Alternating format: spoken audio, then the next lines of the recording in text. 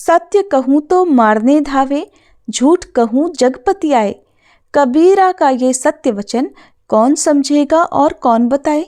अर्थात सत्य बोलने पर लोग मारने को दौड़ते हैं और झूठ बोलने पर सब विश्वास कर लेते हैं। कबीरदास जी का ये सत्य वचन अब भला कौन समझेगा। हरे कृष्णा। आप सभी का दिन शुभ और मंगलमय हो। अब सुनिए मार्गशीर्ष मास महात्म्य का 18वां अध्याय।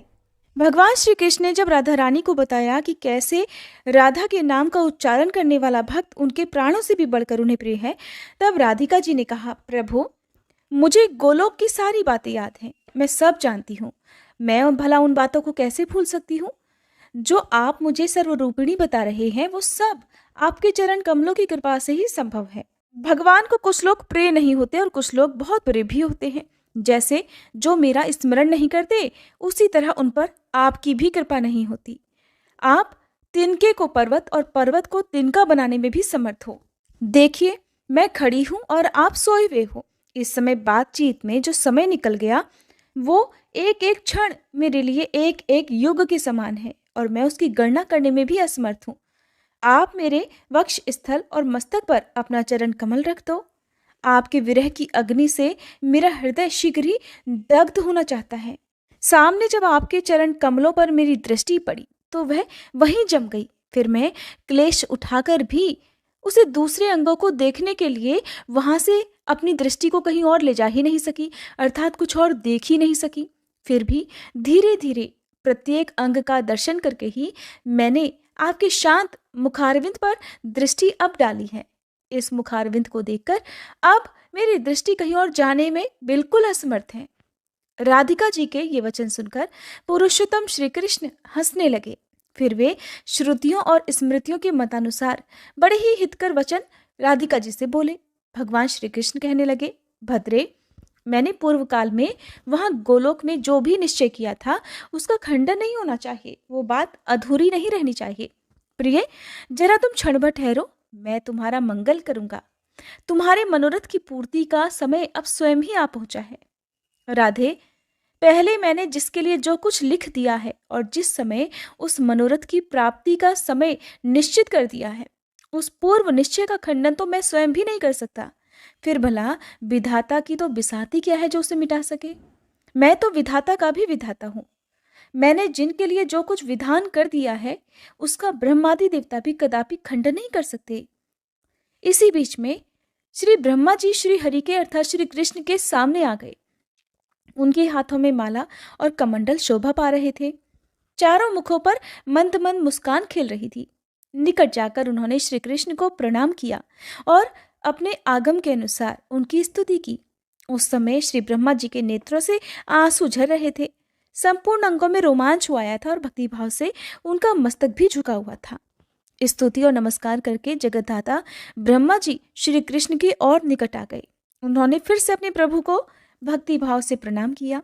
फिर वे श्री राधिका जी के समीप गए और माँ राधिका के चरण कमलों में मस्तक रखकर उन्होंने भक्ति भाव से उन्हें भी नमस्कार किया। आप दोनों हाथ जोड़कर वे श्री राधा की स्तुति करने लगे। ब्रह्मा जी बोले, हे माता, भगवान श्री कृष्ण की कृपा से मुझे आपके चरण कमलों के दर्शन का सौभाग्य प्राप्त हुआ है। ये चरण सर्वत्र और विशेषतः भारतवर्ष में सभी के लिए परम दुर्लभ हैं। मैंने पूर्व काल में पुष्कर तीर्थ में सूर्य के प्रकाश में बैठकर परमात्मा श्री कृष्ण की प्रसन्नता के लिए 60,000 वर्षों तक तपस्या की। तब वरदाता श्री हरि मुझे वरदान देने के लिए स्वयं पधारे।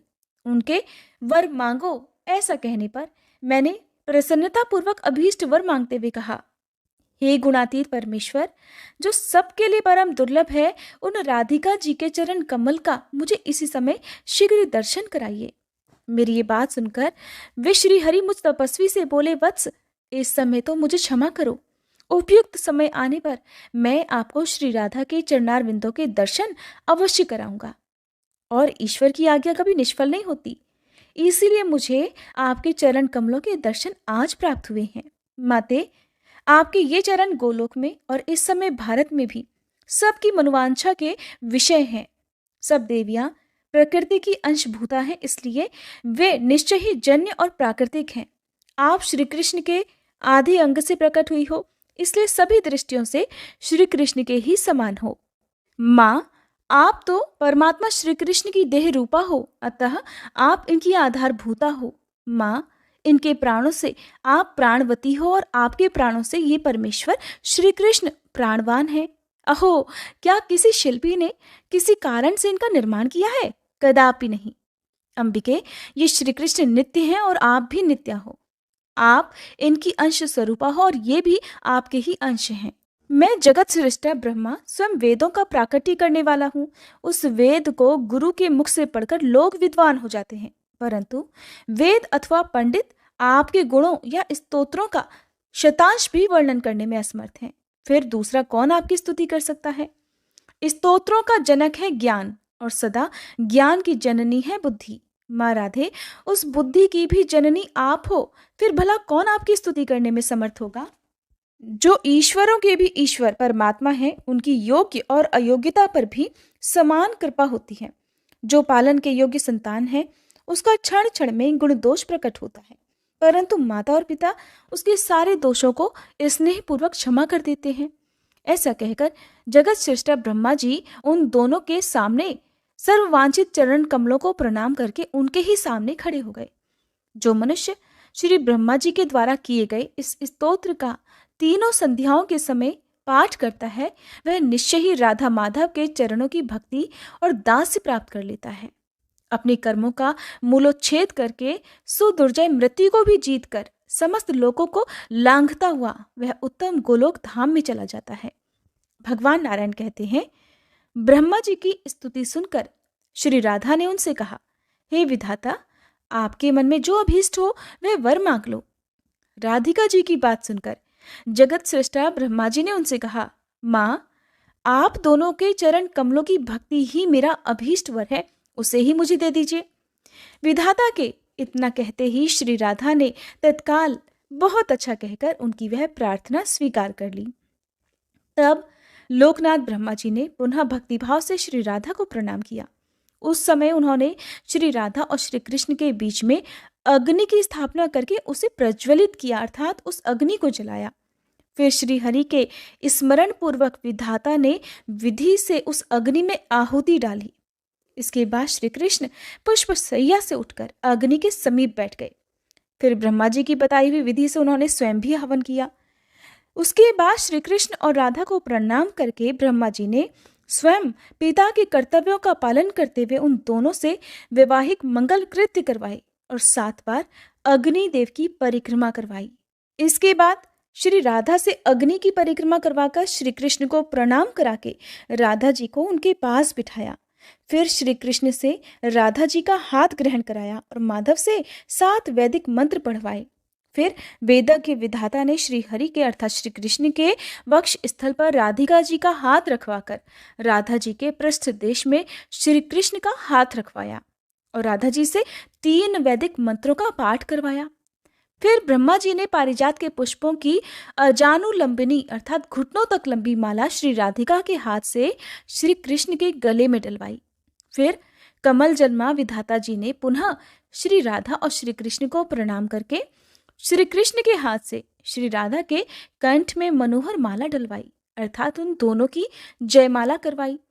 फिर श्री कृष्ण को बिठाया और उनके बाएं भाग में मंद मंद मुस्कुराती हुई श्री कृष्ण हृदया राधा जी को भी बिठाया।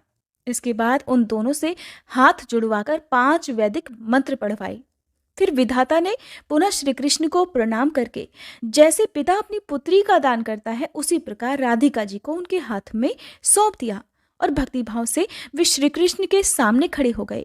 इसी बीच में आनंदित और पुलकित हुए देवगण दुंदुभी, आनक और मुरज आदि बाजे बजाने लगे। विवाह मंडप के पास पारिजात के फूलों की वर्षा होने लगी। श्रेष्ठ गंधर्वों ने गीत गाए और झुंड की झुंड अप्सराएं नृत्य करने लगी।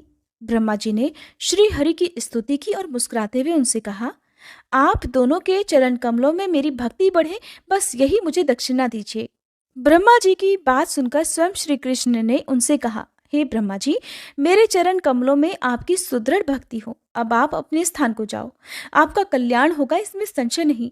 वत्स, मैंने जो कार्य आपकी जिम्मेदारी पर लगाया है उसका मेरी आज्ञा के अनुसार पालन करो। मुने, श्री कृष्ण का वह आदेश सुनकर जगत विधाता ब्रह्मा जी श्री राधा कृष्ण को प्रणाम करके बड़ी प्रसन्नता से अपने लोक को चले गए। ब्रह्मा जी के चले जाने पर मुस्कुराती हुई देवी राधिका ने बाकी चितवन से श्री कृष्ण के मुख की ओर देखा और लज्जा से अपना मुंह ढक लिया। उस समय उनका सर्वांग पुलकित हो उठा था। वे प्रेम वेदना का अनुभव कर रही थी।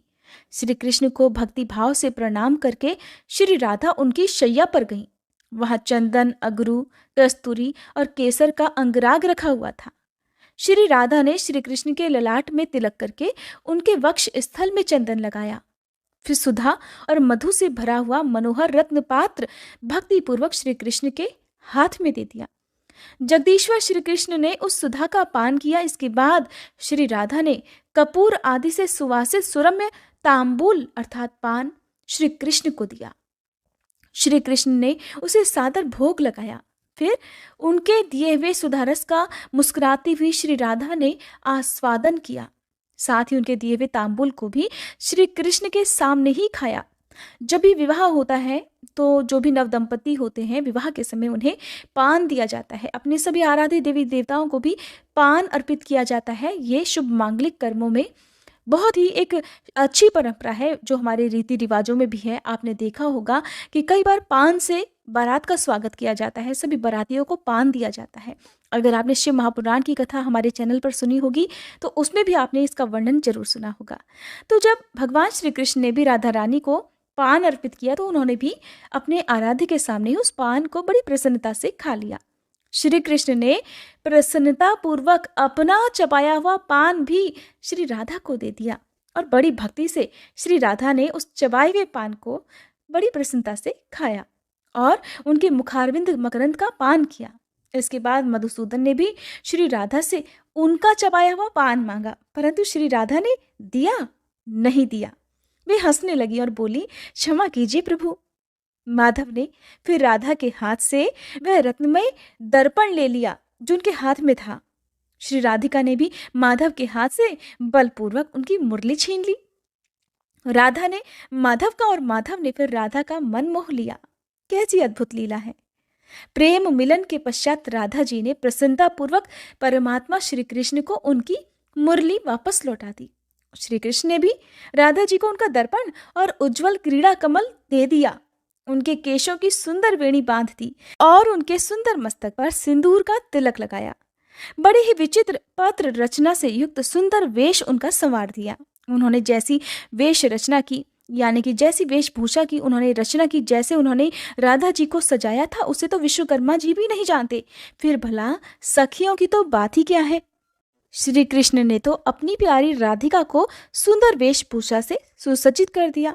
अब जब बारी राधा जी की आई और जब वे तत्पर हुई कि श्री कृष्ण की भी वेश रचना करे, उन्हें भी सुंदर वस्त्र पहनाए, तब वे किशोर अवस्था का रूप त्याग कर पुनः शिशु रूप हो गए। राधा ने देखा कि बाल रूप श्री कृष्ण भूख से पीड़ित हो रहे हैं। तब नंद जी ने जैसे भयभीत अच्युत को दिया था, अर्थात उस वन में, याद कीजिए जब नंद राय जी अपने नन्हे से बालक कृष्ण को वन में लेकर गए थे गौएं चराने के लिए, तभी माया से वहां पर घनघोर बादल छा गए थे, बिजली कड़कने लगी थी और देखते ही देखते मूसलाधार वर्षा प्रारंभ हो गई थी, जिससे नन्हे से शिशु रूप कान्हा जी डर गए थे। उन्हीं भयभीत अच्युत को जिस प्रकार नंद जी ने राधा रानी को दिया था उसी रूप में वो इस समय उन्हें दिखाई दिए। अब राधा ने बड़े व्यथित हृदय से लंबी सांस खींचकर इधर उधर उन नव तरुण श्री कृष्ण को देखने और ढूंढने लगी जिनके बारे में वो थोड़ी ही देर पहले कल्पना कर रही थी। अब जब उन्होंने देखा कि उन तरुण श्री कृष्ण की बजाय तो एक शिशु मेरे सामने है, तो वो शोक से पीड़ित और विरह से व्याकुल हो उठी। उन्होंने बड़े कातर भाव से श्री कृष्ण के उद्देश्य से ये दीनतापूर्ण बात कही, हे माहेश्वर, आप अपनी इस दासी के प्रति ऐसी माया क्यों करते हैं। ऐसा कहकर राधा जी पृथ्वी पर गिर पड़ी और रोने लगी। उधर बाल कृष्ण भी रो रहे थे। उसी समय आकाशवाणी हुई, राधे तुम क्यों रोती हो, श्री कृष्ण के चरण कमलों का चिंतन करो। जब तक रास मंडल की आयोजना नहीं हो जाती तब तक प्रतिदिन रात में तुम यहाँ आओगी। अपने घर में अपनी छाया छोड़कर स्वयं यहाँ उपस्थित होकर श्री कृष्ण के साथ नित्य मनोवांछित क्रीड़ा करोगी। इसलिए रो मत, शोक छोड़ो और अपने इस बाल रूपधारी प्राणेश्वर मायापति को गोद में लेकर घर जाओ। जब आकाशवाणी ने सुंदरी राधा को इस प्रकार आश्वासन दिया, तब उसकी बात सुनकर राधा जी ने उस नन्हे बालक को गोद में उठा लिया और पहले की तरह पुष्पोद्यान, वन और उत्तम रत्न मंडप की ओर पुनः देखने लगी। इसके बाद राधा जी वृंदावन से तुरंत नंद मंदिर की ओर चल दी। नारद, वे देवी मन के समान तीव्र गति से चलने वाली थी, इसलिए आधे निमेष में ही वहां जा पहुंची। उनकी वाणी स्निग्ध और मधुर थी, लेकिन उनकी आंखें लाल हो रही थी। वे यशोदा जी की गोद में उस बालक को देने के लिए तत्पर होकर इस प्रकार बोली कि मैया, ब्रिज में आपके स्वामी ने मुझे ये बालक घर पहुंचाने के लिए दे दिया था। भूख से आतुर होकर रोते हुए इस नन्हे से बालक को लेकर मैं रास्ते भर यातना भोग रही हूँ। बड़ी मुश्किल से मैं लेकर इसे आ रही हूँ। मेरा भीगा हुआ वस्त्र इस बच्चे के शरीर से सट गया है। आकाश बादलों से घिरा हुआ है। बारिश की वजह से पूरे रास्ते में फिसलन हो रही है। कीच काच बढ़ गई है, अर्थात कीचड़ कीचड़ जगह जगह हो गई है। यशोदा जी, अब मैं इस बालक का बोझ ढोने में असमर्थ हो गई हूँ। भद्रे, इसे गोद में ले लो और इसे स्तनपान कराकर शांत कर दो। मैंने तो बड़ी देर से अपना घर छोड़ रखा है, इसलिए अब मैं जाती हूँ। हे यशोदे, आप सुखी रहो। ऐसा कहकर उस बालक को देकर श्री राधा जी अपने घर को चली गई। यशोदा जी ने अपने बालक को घर में ले जाकर उसे खूब जी भरकर लाड़ दुलार किया और फिर उसे स्तनपान कराया। अब यहाँ पर एक बहुत गहरा रहस्य है, जिसे ध्यानपूर्वक सुनिएगा। राधा जी अपने घर में रहकर बाहरी रूप से तो घर के कामकाज करने में लीन दिखाई देती थी, परंतु हर दिन रात के समय वह वृंदावन में जाकर श्री कृष्ण के साथ क्रीड़ा किया करती थी। घर पर तो उनकी सिर्फ छाया रह जाती थी। हे वत्स नारद, इस प्रकार मैंने तुमसे शुभद, सुखद और मोक्षदायक पुण्यमय श्री कृष्ण चरित्र कहा। अब अन्य लीलाओं का वर्णन करता हूँ, सुनो। श्री नारायण मुनि ने देवर्षि नारद से जो कुछ भी कहा, उसका वर्णन आप अगले अध्याय में सुनेंगे। अब सुनिए श्री कृष्ण चालीसा पाठ।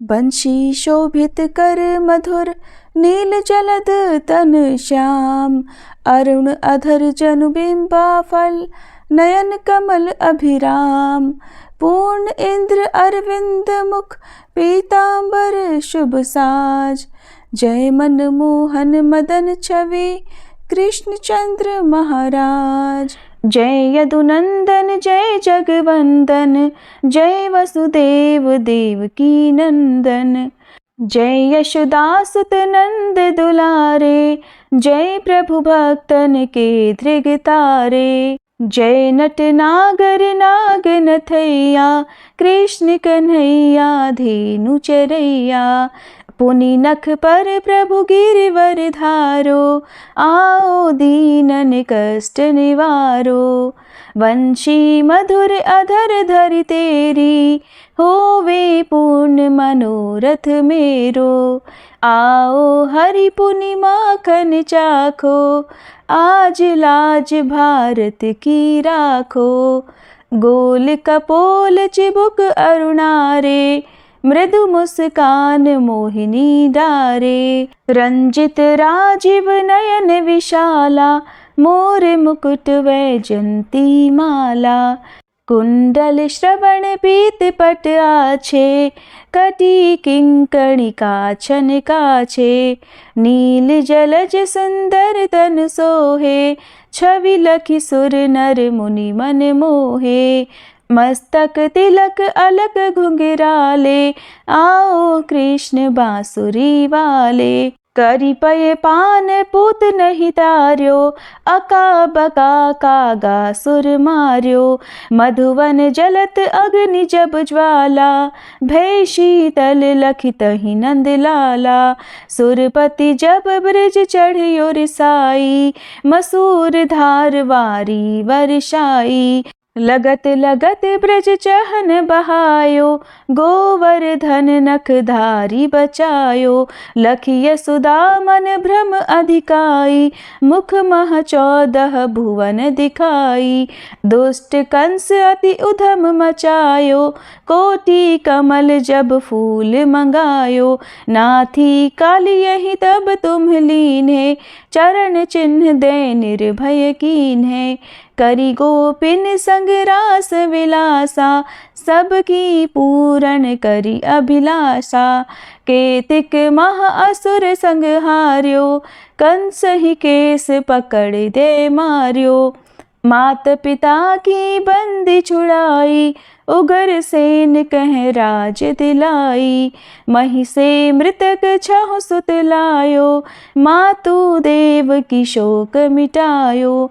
भौमासुर मुर दैत्य संहारो, लाए शत दश सहस कुमारो।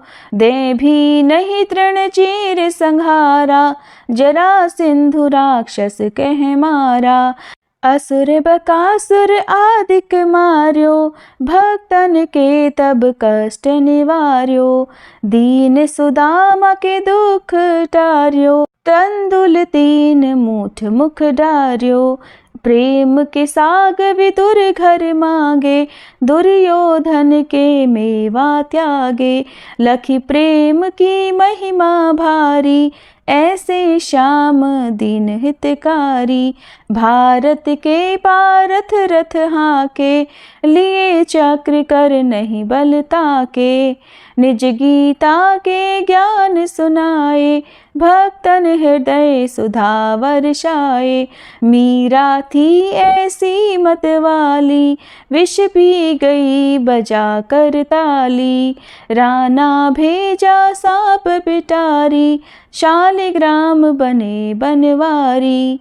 निज माया तुम विधि ही दिखायो, उरते संशय सकल मिटायो। तब शत निंदा करि तत्काला, जीवन मुक्त भयो शिशुपाला। जब ही द्रौपदी टेर लगाई, दीनानाथ लाज अब जाई। तुरत ही वसन बने नंदलाला, बढ़े चीर भय अरि मुँह काला। असनाथ के नाथ कन्हैया, डूबत भंवर बचावत नैया। सुंदर दास आस उरधारी, दया दृष्टि की जय बनवारी। नाथ सकल मम कुमति निवारो, क्षमहु बेगी अपराध हमारो। खोलो पट अब दर्शन दीजे, बोलो कृष्ण कन्हैया की जय। बोलो कृष्ण कन्हैया की जय, बोलो कृष्ण कन्हैया की जय। ये चालीसा कृष्ण का पाठ करे उरधारी, अष्ट सिद्धि नवनिधि फल लहे पदार्थ चारी। बोलो श्री कृष्ण भगवान की जय।